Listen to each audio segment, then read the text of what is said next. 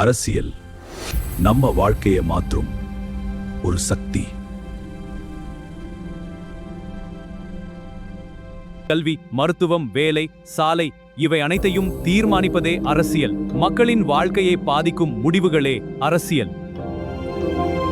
முன்னோர் காலத்தில் மக்கள் ஒன்றாக வாழ வழி தேடியார்கள். அதுவே அரசியலாக வளர்ந்தது. ஜனநாயகத்தில்